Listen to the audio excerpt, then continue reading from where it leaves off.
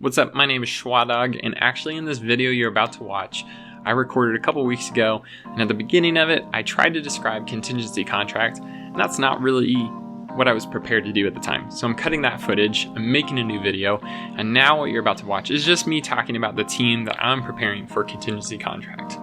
Welcome to the video. Have fun.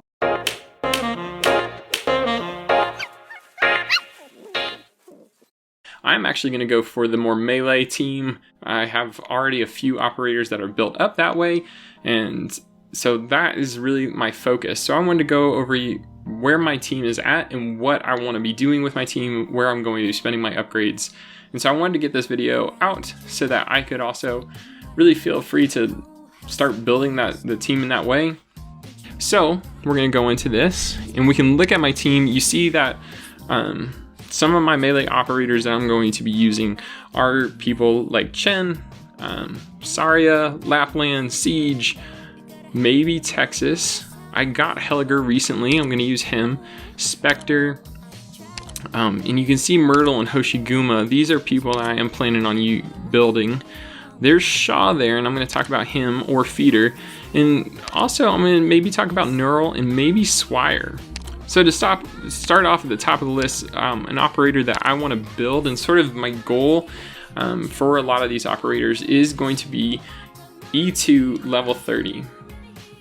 Can you complete the risk levels that we're talking about, like risk level 18 on the permanent stage, and for the other like rotating ones, I think the risk level is lower, like 12 or something. I think you probably could, but I hear a comfortable but still challenging level is to get to your operators to E2 level 30 if you want to do like the level 18 risk. And then I know some players will just like really ramp that up and want to get to like risk 23 just for the challenge of it. And so I think that's a fun part of this event. Also, you can just challenge yourself. And so I've heard that like E2 level 50.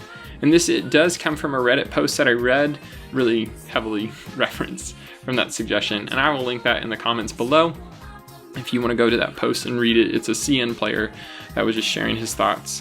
And it gave me an idea of the team that I have, because, you know, I don't have all the operators that he talks about, but I do have plenty of them. So we'll start with Spectre. So right now she's level 60, E1. Her skill is at rank 6, and so my goal for her is going to be E2 level 30 and then get that skill 2 to about M2 if I can.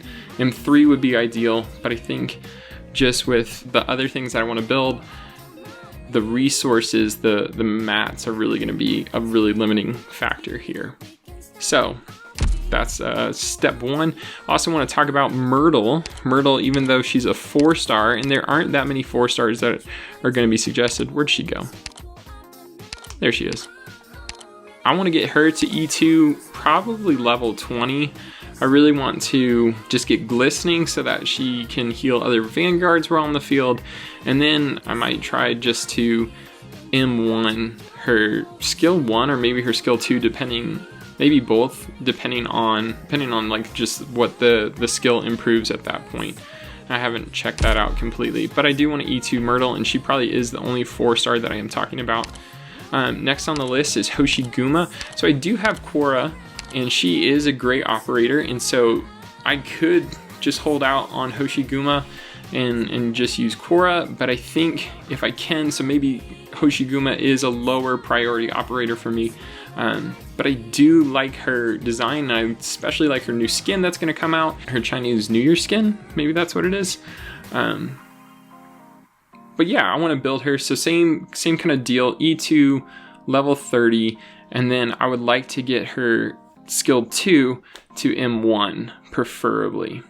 Right now it's at rank 4, so definitely rank it up to level 7 and then see if we can M1 it.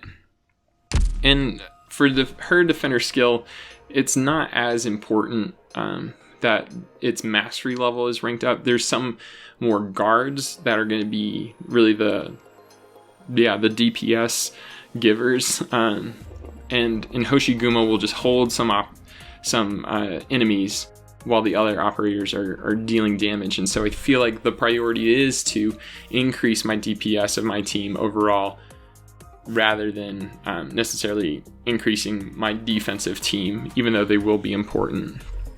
And once again, I haven't played in these stages. I haven't really watched these stages. I said once again, but I don't think I've said this. So I am excited to like go into that blind, but I did want to like figure out how to build my team and what I should be doing. And this is fun for me anyway. Like these are operators I plan on building in the overall scheme of Arknights. So let's see, I talked about Hoshiguma, Heliger, a new operator that I have gotten recently. Right now he's level 60. He is actually my next operator I plan on getting to E2, just because he seems to become so much better with the promotion of his talents. So Waxing Moon will then recover 70 HP every time he hits somebody, and then Ingenious Strategist that he heals while he's not attacking. And so that self-sustainability will be really important, because you can use him to block lanes and really tear up enemies by himself, really, and you don't have to stick him next to, let's say, Saria. So Saria I have already E2'd, but I do want to get her to level 30. And then actually, I've mostly used skill 2, but I've heard that skill 1 in this event, I think with just like the frequency that she's able to use that ability to heal is just like more useful, that she restores that HP of those nearby allies, and she can store charges, and therefore because she will be doing primarily the healing for the team, because I won't be bringing medics, it's important to it's important to build her skill there. So I'm thinking that for her, Saria, let's see, yeah, I'll get that skill 1 probably to M1, if not M2. Yeah, let's see who else. So Chen right now is at the desired level that I do want, and actually I have done some pretty good work on that skill 2. Her as a nuker, she is at M2, and I really do plan on getting her to M3, and I'm really close.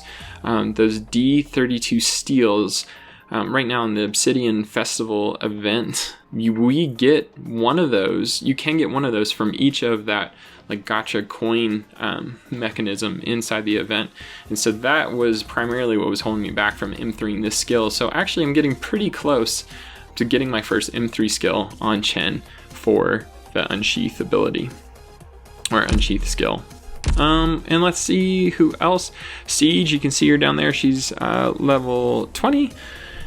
My mic's in the way of my iPad. And yeah, so I plan on upgrading her to level 30, and then also skill 2, I'm gonna boost up to M1 or M2, depending on how many resources. I think I'll primarily get my guards abilities up, so like Chen and Heliger, getting their skills up, and then Saria, and then I'll work on other people like Vanguards or defenders.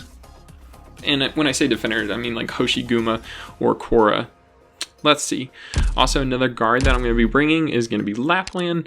Lapland will just need to go up 10 levels. And then I have no mastery on that skill 2, but I do want to put at least one M1 into that skill 2 in order to boost that attack up 10%. And plus, since it has arts damage, that's going to be really important, because these are all physical DPS units. Chen does do some arts damage with her skill, so bringing Lapland, bringing Chen will be really important for that. I haven't built up Moose or Astasia, and that is part of like where I'm wondering if I do need to build them up, and even if I have time. There's rumors that this event is coming out in June for the global server, and so it's May 1st right now, so got about a month, and we'll see how much I can build in that time.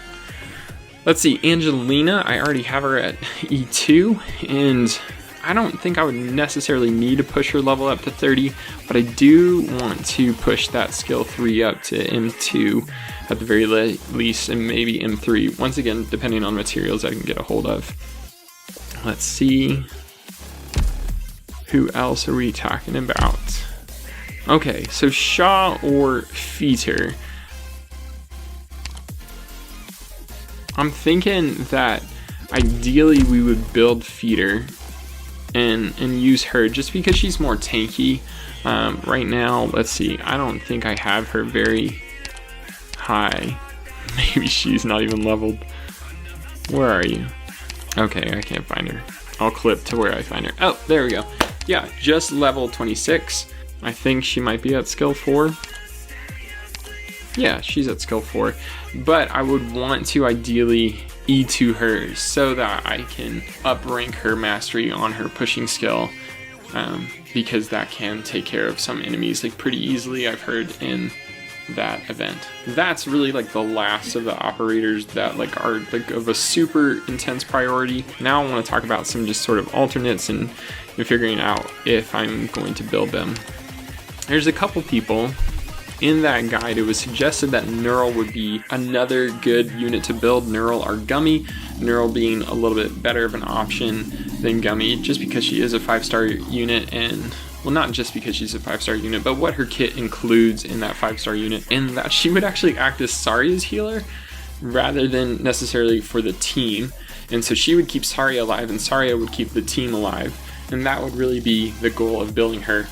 And it seems a little bit more doable because she's already at E1, level 27, and really the suggestion was just to get her to E1 max. So that doesn't cost another promotion level, and then you get more healing for your melee units when you don't have medics coming along. So she is a possibility of someone that I will build, and it seems pretty probable because of sort of the low level of investment it will take to get her to the level that I would want her to use. Another unit that could possibly be that I could possibly build, I do want to talk about her, but would be Magellan. And because you can bring supporters, if you do use the risk tag to get rid of casters and get rid of snipers, you could still use Magellan in this. And so there's a possibility that I build Magellan and bring her along, because she can enable a couple different things, especially with the crowd control abilities that she could use with her skill 1. Could really buy some time in order to charge skills, heal using Saria or Neural, and really slow the enemy flow down, because the more that the enemy is able to stack on to your units, they're doing more damage, and your operators are just under that pressure. So I could really use her or someone like Angelina, which I will use Angelina, to really control the flow of battle a little bit more. So she is a possibility. Some other fun ideas would be to use Swire or Sora. I'm more leaning towards Swire because she is a guard, and if I could E2 her, it gives plus 10% to every unit around her for their attack. And then also, like, her skills can, Granny, hello. Her skills then also can boost her talent effect 2.7 times, so then you could have a 27% attack boost for your units around her. So there is a possibility of building her just for that buffing power. I don't have paramedics, and so debuffing isn't really going to be a thing, but maybe buffing would be. Yeah, so that's essentially where I'm at.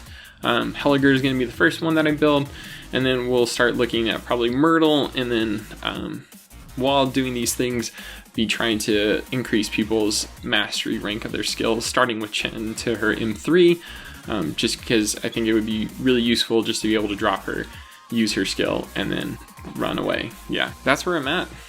That's kind of the anticipation of Contingency Contract coming in the future. It would be really interesting to see people who are building like the opposite team. So if that is you and you are making a video, please put that in the comments below. I would love to see what you're planning on doing for that.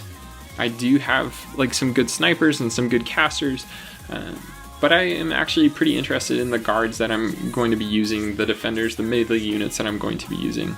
So yeah, thanks for being here. We'll see how this goes. I'll let you know as Contingency Contract comes up, and there might be even an update in the middle to letting you know how realistic some of this is, because at this point I haven't calculated the amount of resources, the amount of sanity that I need, but I do know that it's a lot. Like, even just thinking right now, I have about 350,000 LMD, and that might just be enough to get Helliger to level 80. So this is definitely a heavy investment to try and say that I can get these things to E2 level 30. So we'll find out.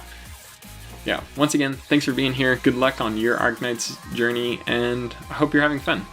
Appreciate it. Stay safe.